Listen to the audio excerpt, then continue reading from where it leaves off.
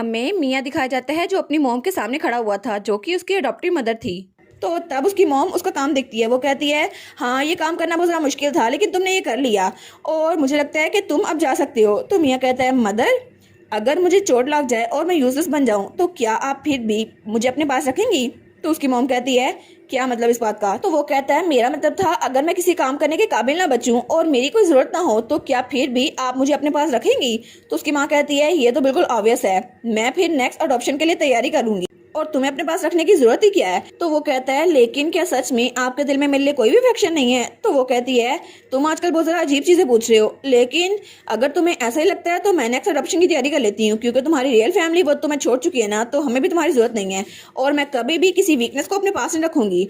तो वो कहता है हाँ बिल्कुल ऐसा ही होगा और मैं कभी भी फैमिली के लिए बिल्कुल भी बेकार नहीं बनूंगा। और तब ये सारी स्टोरी वो ईव और नॉयल को बता रहा था। वो कहता है जब कोई अडल्ट बनता है तो उसको अपने घर को छोड़ के जाना पड़ता है और मैं भी जब अडल्ट बनूंगा तो उनके किसी काम का नहीं रहूंगा। शायद इसीलिए उनको लगा होगा कि मैं यहाँ से भाग गया हूँ, इसलिए उन्होंने मुझे ढूंढने की कोशिश नहीं की। लेकिन मुझे लगा ये मिसअंडरस्टैंडिंग है। फिर भी मुझे लगता था कि मैं उनकी फैमिली का मेंबर बन चुका हूँ तो शायद वो मेरे लिए कुछ महसूस करती हूँ, लेकिन वो तो मुझे बिल्कुल एक पेट की तरह ट्रीट करती थी। तो ईव उसकी तो आंखों में आंसू आ गए थे। वो कहती क्या तुमने ये सब कुछ सहा और क्या सच में तुम्हें लगता है फैमिली ज्यादा इंपॉर्टेंट नहीं है।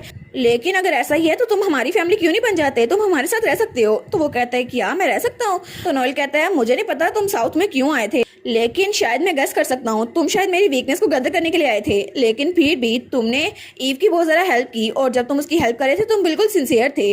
और अगर ईव तुम्हारे साथ खुश है तो जैसा वो चाहती है तुम यहाँ पर रह सकते हो, मैं तुम्हें मना नहीं करूंगा और अगर तुम यहाँ पे रहना चाहते हो तो तुम यहाँ पे रह सकते हो, कोई भी तुम्हें नहीं रोकेगा। तो वो कहता है क्या मैं यहाँ पे रहना चाहता हूँ और तब वो खड़ा होता है। वो कहता है ठीक है तो कॉन्ट्रैक्ट तैयार करते हैं, अगर मुझे यहाँ पे रखना है तो मेरे लिए सैलरी भी रखनी होगी।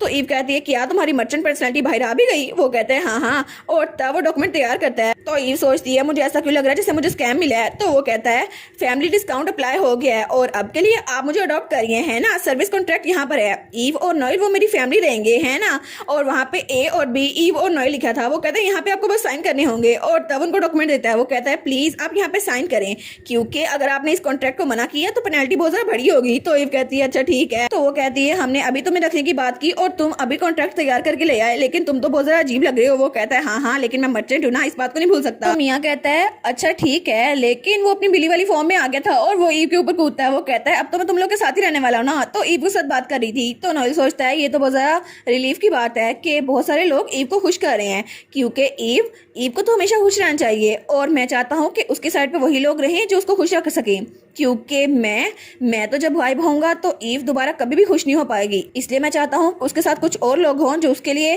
कुछ अच्छा कर सकें क्योंकि मैं तो बहुत जल्द डिसअपीयर होने वाला हूँ। तब सीन चलता है और हमें रात का सीन दिखा रहता है जब नोएल अपने कमरे में बैठा हुआ था और वो सोचता है सच में शुरू में मुझे लगा था कि मुझे बस उस वुल्फ को ढूंढना है जिसने मेरा दिल चुराया था और उसे वापस लेना है उसको मार के, लेकिन बाद में मुझे कोई ऐसा मिला जो कि मेरी पावर को कंट्रोल कर सकता था और मुझे लगा ईव ही मेरी एक्चुअल मेट है और मुझे उसके साथ ही रहना है। लेकिन वो एबिलिटी जो ईव के पास थी वो नलिफिकेशन मैजिक था और उसके पास मेरा दिल नहीं है। लेकिन तभी उसे किसी की आवाज़ आती है, वो मैं थी जिसने बैट जीत ली, तुम किसी काम के नहीं हो, वो सच में तुम्हारी मेट नहीं है। तो वो सोचता है हाँ लेकिन आखिर ये मेरे साथ ऐसा कर क्यों रही है, ये आवाज़ ये मेरे कानों में क्यों गूंजती है।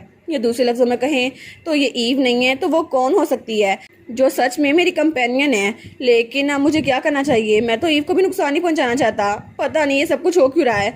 और तब सीन चलता है और हमें अगली सुबह का सीन दिखा रहता है जब ईव खिड़की में खड़ी थी और सारे सर्वेंट्स काम कर रहे थे। वो कहते हैं डेकोरेशन को थोड़ा लेफ्ट पे करो। उसका कहता है चेयर्स आ गई हैं सारे गेस्ट के लिए। तो हमारी कहती है बस कर दो, इतनी जल्दी करने की जरूरत नहीं है। और वो सोचती है फाइनली वेडिंग की प्रिपरेशन तो हो गई है और मेरी मैरिज की खबर तो पूरे 20 जिले में फैल चुकी है और हमारी स्टोरीज ये बहुत ज़्यादा फैली हुई हैं और ये कि मैं एक वुल्फ हूँ ये स्टोरीज भी फैल गई हैं। लेकिन नॉर्थ में इस वजह से बहुत ज़्यादा अप्रोर हुआ था, लेकिन एडगर ने स्पेशली पब्लिक ओपिनियन को शांत किया ताकि कुछ मसला ना हो। हालांकि उसने मुझे बहुत ज़्यादा बुली किया था, लेकिन फिर भी मुझे लगता है वो कुछ कर रहा है और नॉर्थ की पुलिस वो भी बहुत ज़्यादा बदल रही हैं। मुझे लगता है वो अच्छा लीडर बनेगा और मैं भी कभी ना कभी दोबारा से अपने घर वापस आना चाहूँगी। हालांकि अभी तक मैंने प्योर ब्लडेड वुल्व्स को माफ नहीं किया, लेकिन फिर भी ये वो जगह है जहाँ पे मैंने अपने पेरेंट्स के साथ जिंदगी गुजारी थी और मेरी वहाँ पे मेमोरीज है और मैं हमेशा उनके साथ खुश रहा करती थी, मेरी मॉम। तो वो कहती है नहीं मुझे इमोशनल नहीं होना, खुद पे काबू रखो ईव। और तब वो सोचती है मियाँ ने कहा था कि वो वेस्ट में जा रहा है और उसने कहा था कि मैं कॉन्ग्रेचुलेटरी गिफ्ट साथ लेकर आऊँगा। और वो सोचती है चलो ठीक है, सारा काम हो गया तो जाके मुझे अपने हस्बैंड को भी देखना चाहिए। और तब नोएल लाइब्रेरी में कोई बुक पढ़ रहा था तो वो उसको बहुत ज़्यादा गौर से पढ़ रहा था। लेकिन तभी हमारी ईव पीछे से आती है और कहती है नोएल यार तुम ठीक तो हो ना। तो नोएल उस बुक को बंद कर देता है। तो वो कहती है तुमने मेरी प्रेजेंस को सेंस नहीं किया, तुम ज़रा फोकस थे। तो वो कहता है हाँ मैं बहुत ज़्यादा फोकस था। वो कहती है अच्छा। तो तब उस बुक को देखती है तो वो वही बुक थी जो उसने वहाँ पढ़ी थी जब वो पहली बार यहाँ पर आई थी साउथ में। तो वो कहती है ये बुक तो मैंने भी पहले पढ़ी हुई है। वो कहता है अच्छा ऐसा है। वो कहती है हाँ मैं ड्रैगन्स के रीजन के बारे में जानना चाहती थी इसलिए मैंने ये पढ़ी थी, लेकिन मुझे कुछ भी नहीं मिला। और मुझे तो लगता था कि मैं नोएल के हीट को कंट्रोल कर सकती हूँ, लेकिन मुझे इसमें कुछ भी नहीं मिला इस बारे में। लेकिन तुम इसको क्यों पढ़ रहे हो नोएल? तो वो नोएल को देखती है तो नोएल की हेल्थ उसे थोड़ी बुरी लग रही थी। वो सोचती है क्या नोएल की बॉडी तो बहुत ज़्यादा हॉट लग रही है, ऐसा लगता है कि इसको बुखार है। वो कहती है नोएल तुम्हारी तबीयत ठीक तो है ना, क्या तुम्हें कोई मसला है? वो कहते हैं नहीं मैं बहुत ज़्यादा थक गया हूँ ना, शायद इसलिए, तुम फिक्र ना करो। तो वो कहती है नोएल तुम मुझसे कुछ छुपा रहे हो है ना? तो नोएल कहता है नहीं कुछ भी नहीं। तो हमारी कहती है क्या हमें इम्प्रिंटिंग अभी करनी चाहिए? और ये तो हमें तभी करना चाहिए था जब हम ह्यूमन रियलम से वापस आए थे, लेकिन मेरी वजह से ये पोस्टपोन हो गया। तो तब वो कहती है अगर तुम चाहे हो तो हम लोग रात को इम्प्रिंटिंग कर लेंगे ना, वैसे भी कोई मसला नहीं है। तो वो कहता है नहीं ऐसा कुछ नहीं होने वाला। तो मैंने कहती है क्या, लेकिन क्यों? तो वो कहता है ये भी करना बहुत ज़्यादा डिफिकल्ट है। तो हमारी कहती है लेकिन इसकी वजह से तुम्हारी हालत बेहतर हो जाएगी ना। तो वो कहता है तुमने पहले नोटिस किया होगा लेकिन मेरी मैजिक पावर वो अनस्टेबल है, और अगर अभी मैंने अपने रिस्ट्रेंट को उतार दिया तो मैं बिल्कुल पागल हो जाऊंगा और मैं खुद पे कंट्रोल नहीं कर सकता और शायद मैं तुम्हें मार भी डालूं। तो वो कहती है लेकिन मैं तुम्हारी फायर को कंट्रोल कर सकती हूँ नोएल। तो वो कहता है इम्प्रिंटिंग के दौरान तुम मुझ पर कंट्रोल नहीं रख सकती, इसलिए तुम्हें ये नहीं करना चाहिए। तो वो कहती है लेकिन हम कोशिश तो कर सकते हैं ना। तो वो कहता है नहीं, जब मेरी मैजिक पावर स्टेबलाइज हो जाएगी ना तो मैं खुद तुमसे कहूंगा। और तब वो बहुत ज़्यादा उदास था। वो कहता है और अगर मेरी वजह से ईव को बहुत ज़्यादा नुकसान पहुंचा तो मैं खुद को कभी भी माफ़ नहीं कर सकूंगा, इसलिए प्लीज़ ईव तुम्हें मेरी बात को समझना होगा। तो वो उसको गले लगाती है। वो कहती है ठीक है अभी काम डाउन हो जाओ, जल्दी करो। और वो कहती है क्योंकि मैं भी सच में तुम्हारी कंपेनियन बनना चाहती हूँ, इसलिए मैं ये सब कुछ चाहती हूँ और मैं प्रॉमिस करती हूँ कि मैं हमेशा तुम्हारे साथ रहूँगी। तो वो दोनों ही बहुत ज़्यादा उदास थे। और उसके बाद हमें मियाँ दिखा जाता है जो कि बहुत ज़्यादा सूट बूट पहन के आया हुआ था। वो कहता है greeting your majesty king of humour Elam, मैं यहाँ पर आपसे मिलने आया हूँ। तो वो कहती है अच्छा तुम पिछली बार वही थे ना जो कैट के फॉर्म में आए थे? तो वो कहता है जी बिल्कुल, मुझे बहुत ज़्यादा खुशी हुई कि आपने मुझे पहचान लिया। तो पीछे से जियोन कहता है कि यार इसकी ह्यूमन फॉर्म तो बहुत ज़्यादा प्रिटी है।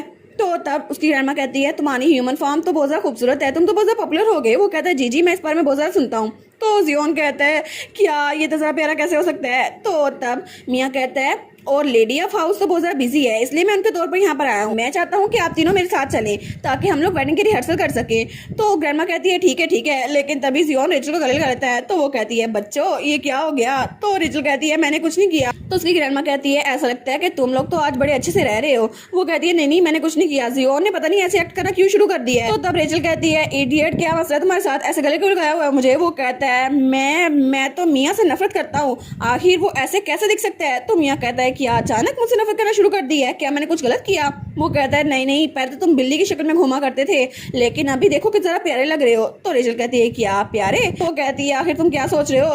तो जियोन कहता है आखिर तुमने इतने कूल कपड़े क्यों पहने हुए हैं, तुम तो बहुत ज्यादा प्यारे लग रहे हो। तो हमारी कहती है क्या? तो वो चिल्ला कहता है क्या हो अगर रेचल तुम्हें पसंद करने लग जाए फिर क्या होगा? तो वो तीनों उसकी बात सुनते हैं। वो कहते हैं क्या? तो हमारी हीरोइन चिल्ला कहती है आखिर तुम इडियट क्या बात कर रहे हो? और उसकी आवाज तो पूरे महल में गूंज रही थी। और तभी फाइनली वो लोग वापस आ गए थे। तो मियाँ कहता है ओहो तुम्हें मैं ऐसा लगता हूँ तो बच्चों पे लाइन मारूंगा। तो जियोन कहता है नहीं तुम तो बहुत ज्यादा खूबसूरत हो। तो रेचल कहती है मैंने तुम्हें कहा ना बस कर दो, आखिर तुम कब बंद करोगे ये सब कुछ करना? तो जियोन कहता है नहीं जरा देखो सही मियाँ कि जरा प्यारा है, बस रेचल तुम उसके प्यार में ना पड़ना। और इसी के साथ ये वाला पार्ट यहीं पर ख़त्म। तो आप लोग बताइएगा आप लोग को ये पार्ट कैसा लगा, और वीडियो को लाइक और चैनल को सब्सक्राइब लाजमी कीजिएगा। बाकी वीडियोस का लिंक भी स्क्रीन पर नज़र आ रहा होगा तो काइंडली उनको भी चेकआउट कर ले। और thank you so much for watching my videos. Stay safe, bye bye.